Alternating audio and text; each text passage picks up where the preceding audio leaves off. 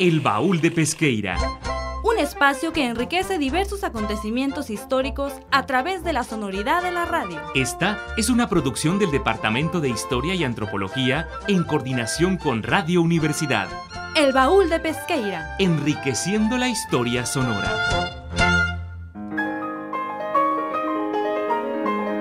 Buenas tardes, Radio Escuchas. Los saluda su amiga Ana García Vega. Sean bienvenidos una vez más a El Baúl de Pesqueira. En esta ocasión, hemos preparado un especial en torno a la figura de Fidel Castro de 2 programas. En esta emisión, les presentamos una entrevista con Salvador Alejandro, escritor sonorense con diversas publicaciones como, por ejemplo, Sociedad Anónima de Identidad Variable en 2013, Hipología y El Placer de la Catástrofe en 2014. Él nos hablará sobre el hip hop cubano y cómo éste percibe la figura de Fidel Castro. Ágora es una sección abierta al debate, Análisis, opiniones, discusión comentarios y reflexiones de quienes gustan, investigan y estudian algún tema de la historia. Te invitamos a formar parte del Ágora.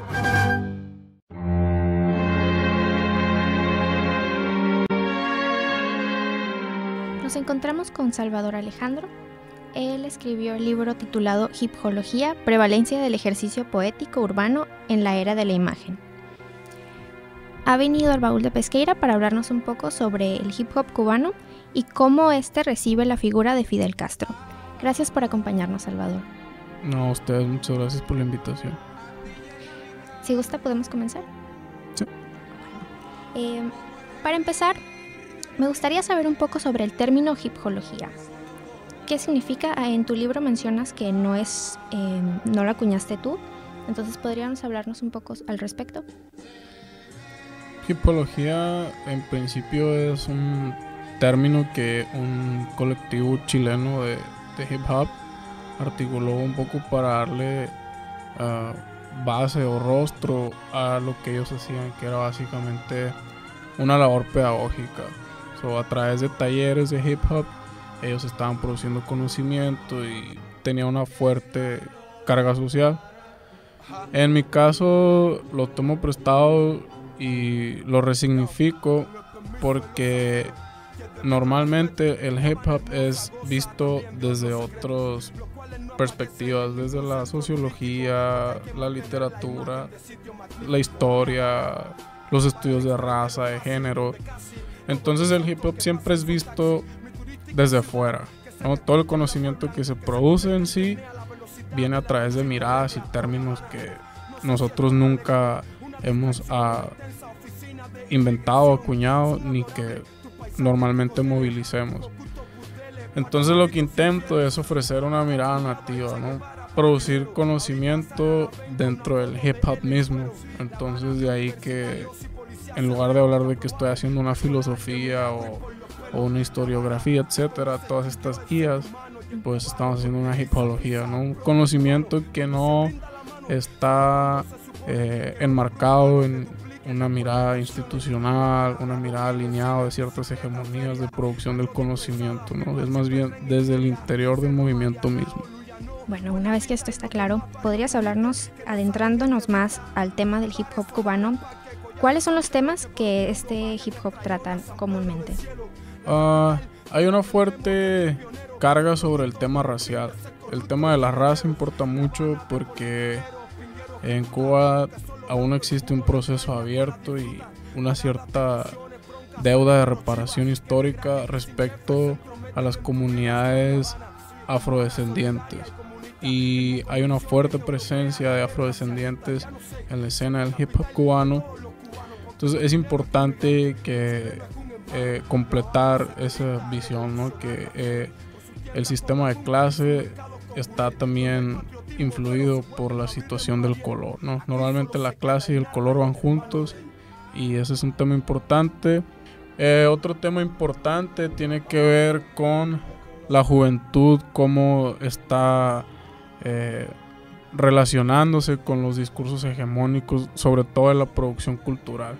¿Qué diatribas enfrenta un rapero cubano o un productor de arte urbano a la hora de entrar a los espacios institucionales? Que los espacios alternativos en Cuba están muy vigilados, son muy efímeros, necesitan estarse moviendo constantemente porque el Estado es muy alérgico a estas expresiones que no van con la política oficial.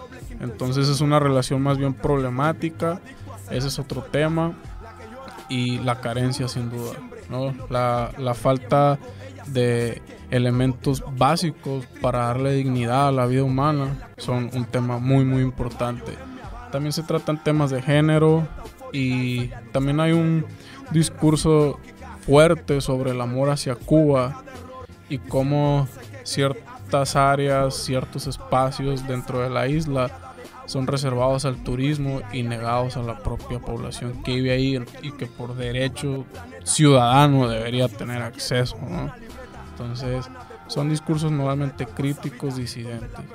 Bueno, esto nos lleva un poco a la siguiente pregunta.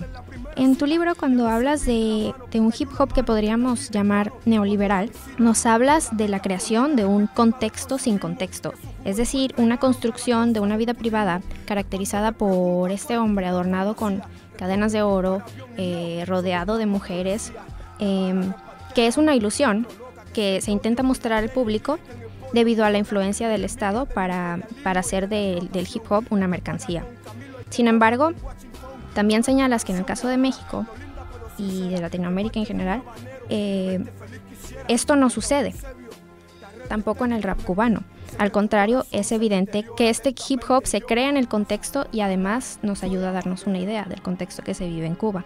¿A qué crees que se deba esto y piensas que existe realmente una influencia del Estado para reprimir estas expresiones? En el caso de Cuba, sí, porque, bueno, no es siempre cuando uno piensa en hip hop, evidentemente que no se puede pensar en situaciones homogéneas, ¿no? O sea, no hay un solo hip hop, no hay una sola forma de verlo. Evidentemente en cada país es muy diferente, sobre todo si hacemos un contraste espantoso. Por ejemplo, en Estados Unidos no es lo mismo ser independiente ahí que ser independiente en Cuba, ¿no? O sea, un rapero independiente en Estados Unidos tiene presupuesto, tiene un equipo detrás, tiene producción. Quizá no es el artista mainstream, pero tampoco está grabando en la precariedad. Y evidentemente eso en Cuba pues es, digamos, el día a día de un rapero, ¿no? También creo que cuando uno piensa en esta situación de que hay un contexto que no tiene contexto, es porque la plataforma mediática, más allá del Estado, ha creado un ecosistema que pretende ser el discurso hegemónico, que cuando la persona piensa en hip hop, lo primero que piense es este mundo idílico que se ha montado, ¿no? Que al final del día es una narrativa que pasa en muchas otras expresiones culturales que la misma hegemonía mediática se apropia. En el caso de Cuba, pues siempre es un discurso que se mueve en los márgenes, nunca está en el centro. Aunque hay que decir que sí hay dentro de la escena casos como raperos que para poder grabar en la radio o en los estudios del Estado de la Revolución pues se hacen reggaetoneros, porque es lo que sí te deja grabar el Estado. Todo aquel discurso que no le incomode, que no lo cuestione, es bienvenido, ¿no? Y de ahí podemos entender que no hay mucha diferencia entre cooptar un espacio o una voz o un recurso en un proyecto de tendencia socialista a uno que es abiertamente desde el capital, ¿no? Como es el caso de México, que también pasa y pasa en toda Latinoamérica en general, no es un síntoma exclusivo de Cuba.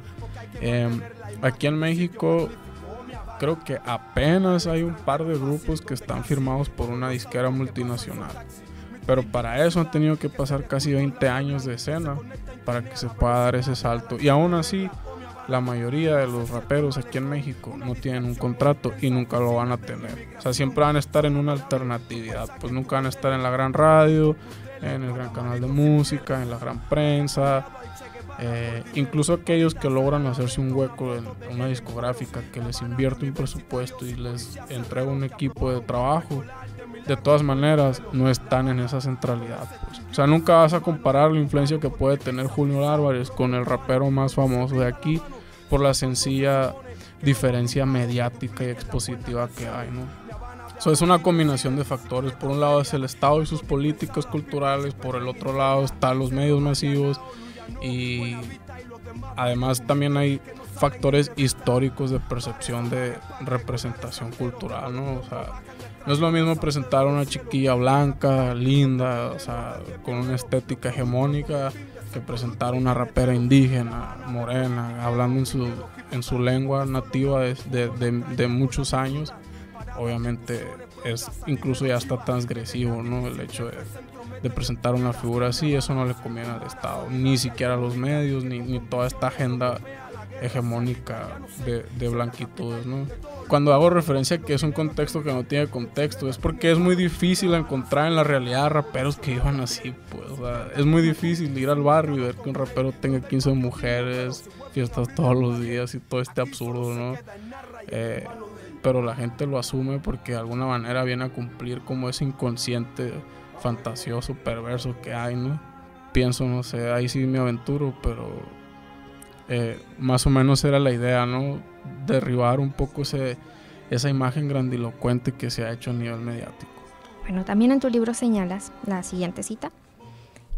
Abro cita. Las políticas del capital definen las políticas del rap al tiempo que las políticas del rap definen y desafían las políticas del capital. ¿Podrías hablarnos de cómo esto se expresa en el rap cubano, tomando en cuenta que es un régimen socialista, pero también donde hay una distribución del capital?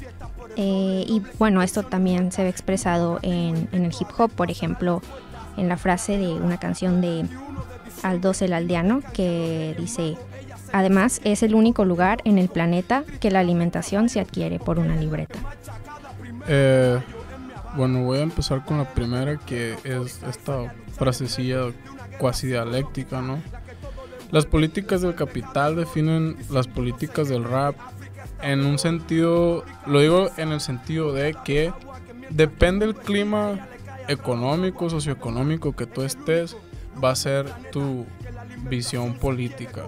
Por ejemplo, si tú eres alguien privilegiado, alguien que comparte cierto músculo económico, evidentemente que tu discurso político en el rap pues no va a ser cuestionar al sistema o a la civilización esta en la que estamos, ¿no? O al capital en sí.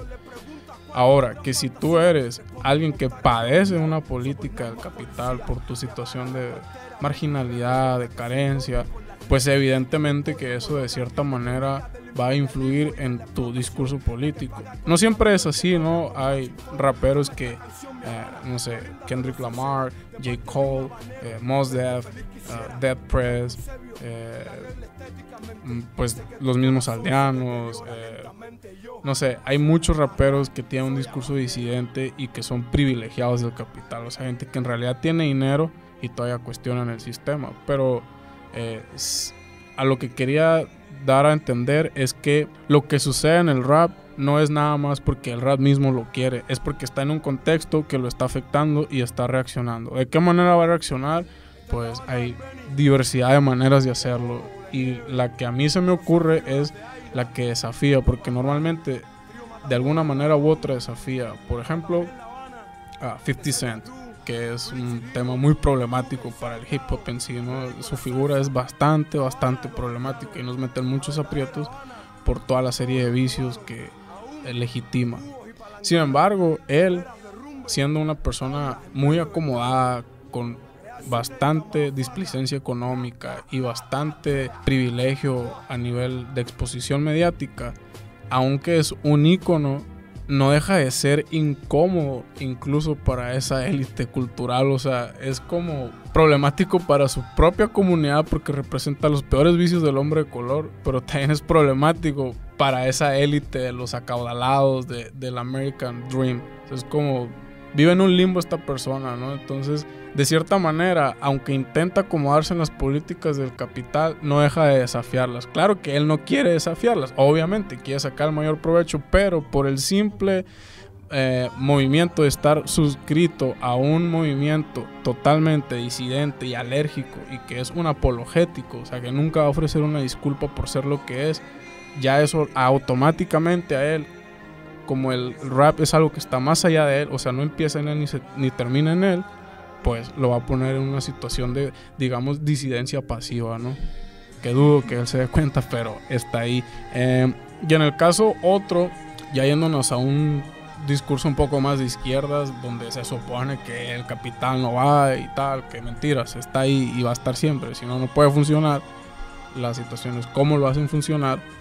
A lo que se refiere esta persona es que es muy metafísico su pensamiento, porque apunta a que cuando lo material, lo tangible, lo inmediato, lo objetivo, un plato de comida no está, esa gana de poder sentirte humano pues se va a encontrar en el arte, ¿no? Es un discurso muy romántico, me parece, no sé, aunque también es un discurso de sobrevivencia al final del día, donde lo único que te queda pues es la pluma, la libreta y de cierta manera seguir a través de estos elementos materiales manteniendo una cierta conexión con el hecho de la existencia, ¿no? Bueno, claro, y bueno, también en tu libro nos hablas de la desocialización actual, que esto se refiere a que debido a los medios, a las redes que nos rodean en nuestra actualidad, podemos desde la comodidad de nuestro hogar tener acceso a todo este mundo del hip hop sin realmente conectarnos con lo que está detrás. Y con esto se pone en riesgo la pérdida del sentido de pertenencia propio del hip hop. ¿Cómo crees que el hip hop cubano mantiene este sentido de pertenencia? ¿Y quién es el destinatario de esta poesía? Pues en el caso de Cuba habría que hacer una acotación.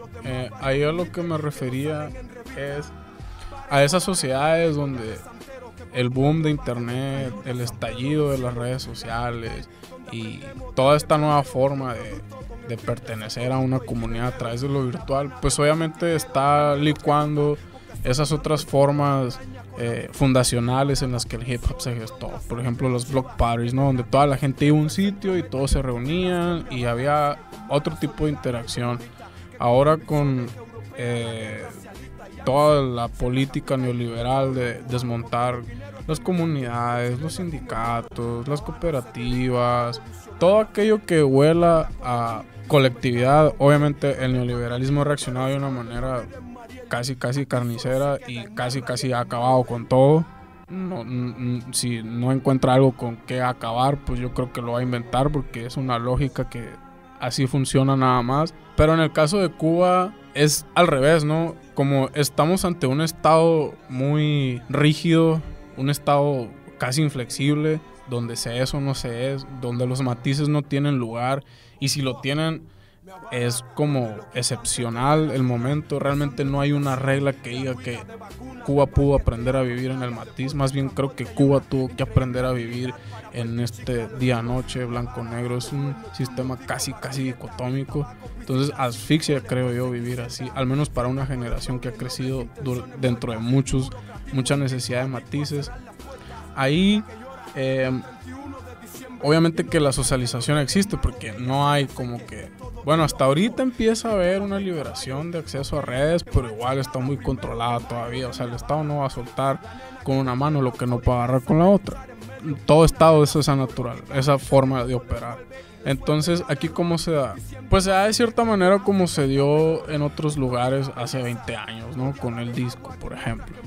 Grabas la canción, el tema, haces tu maqueta, quemas tantos discos y los repartes de manera clandestina, porque siquiera puedes tener un lugar fijo donde tú digas, ¿sabes qué? Esto soy yo, esto es lo que hago, y de manera muy austera. ¿Quiénes son los que reciben ese mensaje?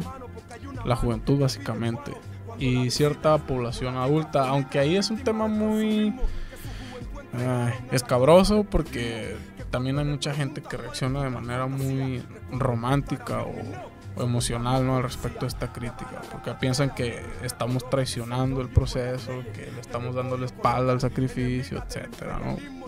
Que te digo, es otra vez más, no hay matiz, eso no es casi tener que tomar absolutos, y creo que el ser humano no puede tomar absolutos, porque ni siquiera el ser humano es un absoluto en sí, siempre se está construyendo. Entonces siempre hay una red alternativa de distribución de este tipo de producción cultural que es muy informal y es muy dinámica, siempre se está moviendo, aparece en un lugar, en un barecillo, el Estado se da cuenta porque ese mecanismo de que tú vas de anónimo a la policía y denuncias y te da una gratificación de alguien que está atentando contra los valores de la revolución, pues es muy efectivo. Entonces la gente tiene que comer y va a delatar a quien sea. Se dan cuenta de que algo sucede en ese bar, van, lo cierran, ya la gente no puede volver a abrir, pero la gente va a buscar otro lugar donde hacerlo y es total un juego de nunca acabar, ¿no? Entonces es básicamente una red de resistencia, ya ni siquiera de socialización, ¿no? Básicamente es lo que pasa en Cuba. Bueno, y ya nos dijiste que el hip hop siempre está desafiando, criticando el poder, siempre es crítico ante el poder. En el caso cubano, esta crítica, a tu criterio, ¿crees que va dirigida hacia la figura de Fidel o de Raúl Castro, o crees que comprende todo el sistema establecido? Pues no hay una forma única que el hip hop cubano haya pensado. Ya ahí francamente depende de la persona que está detentando el discurso. Hay raperos que sí van directamente contra la figura de Fidel. Raúl honestamente no es en absoluto mencionado. Realmente quien pesa por historia, por años, por influencia, por poder, por control, por 1000 asuntos, obviamente es Fidel. No todas las demás figuras, Fidel se encargó de que fueran satelitales. Incluso la misma imagen de Guevara es satelital a la figura de Fidel. Incluso hay unos que sí realmente no están de acuerdo y le llaman dictador así a todas luces. Hay otras personas que son un poco más cautas, más moderadas, como que intentan negociar el espacio y se enfocan en aquello que puede ser mejor dentro del proceso. Y hay quienes sí en verdad son oficialistas. O sea, también hay rap cubano que con tal de seguir ahí, con tal de que los dejen salir de la isla, no dicen absolutamente nada crítico dentro de la comunidad, porque eso automáticamente te niega cualquier situación. Entonces es diverso, ¿no? Como pienso yo que debe ser la opinión de la sociedad cubana, al menos a lo que a mí me ha tocado ver con la gente que he podido platicar y hasta donde más o menos conozco. Hay personas que ven en Fidel un simple instrumento de algo más grande, ¿no? O sea, bien pudo ser Fidel, bien pudo llamarse Raúl, bien pudo llamarse Joaquín, quién sabe, ¿no? Tú, cualquier otra personalidad, pero el esquema del socialismo que se impuso ahí presta para que se fabriquen este tipo de figuras, para que se fabriquen este tipo de autocracias, básicamente, ¿no? Entonces depende de la agenda también de cada grupo. Hay grupos que les importa más el tema del género y evidentemente que ahí Fidel pues no pinta absolutamente nada, porque Fidel no es responsable de todo el patriarcado que existe en Cuba, ¿no? O hay otros grupos que les interesa más el asunto de la identidad, y evidentemente que antes de la revolución ya había un déficit de democracia sobre las identidades, ¿no? Y esto simplemente continúa, lo cual te habla de los límites que va a tener una revolución. O sea, el socialismo nunca va a poder resolver el tema del racismo a menos de que cambie esas políticas, pero ya tendría que alejarse un poco de esos principios y entramos en una historia más compleja, ¿no? Que ya ni siquiera tiene que ver tanto con el hip hop en sí, sino con un proceso más grande, del cual el hip hop sí forma parte, pero evidentemente que no lo va a resolver. Más bien yo diría que ahí sí ya es como que en colores, como en gustos se rompen géneros, o bueno, no sé, el dicho no tan famosillo. Bueno, y cuando hablas de este hip hop oficialista, también existen quienes hablan sobre Fidel como en una forma completamente positiva, en contraste al rap del que habíamos hablado antes. Sí los hay, y no solo en Cuba. El ejemplo más notorio, y esto es totalmente una ironía histórica, viene de España. Y evidentemente que lo hacen porque en España hay una fuerte tradición de izquierdas que viene de la República, que viene del marxismo duro de calle, de ese hueso duro anarquista. Y ven en Cuba no una situación propiamente latinoamericana, ven marxismo, ¿no? Así, a ciegas. Entonces, para ellos Fidel es un héroe, para ellos Fidel es el ejemplo, para ellos Cuba es el ideal vivo de los soviets, aunque evidentemente el socialismo cubano es otra situación muy distinta, ¿no?, a lo que sucedía en Rusia. Algunos raperos afroamericanos sienten cierto entusiasmo.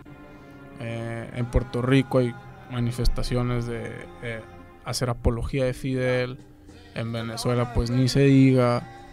Sí los hay, pero todo está supeditado a que esos que ven una imagen positiva comparten esa doctrina marxista. Muchas gracias, Salvador, por acompañarnos en el Baúl de Pesqueira. Gracias por hablarnos sobre el hip hop y sobre este sector cubano que se ha visto un poco olvidado, podríamos decir. No, a ustedes les agradezco mucho la invitación. Es siempre un placer.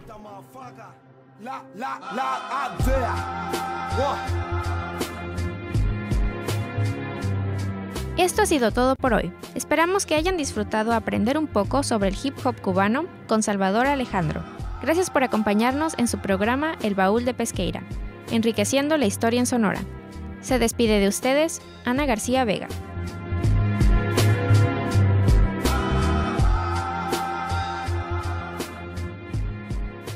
Por hoy, el Baúl de Pesqueira ha cerrado un programa más. Te invitamos a escuchar un encuentro entre el pasado y el presente de Sonora en la próxima emisión. Esta fue una producción del Departamento de Historia y Antropología en coordinación con Radio Universidad. El Baúl de Pesqueira, enriqueciendo la historia sonora.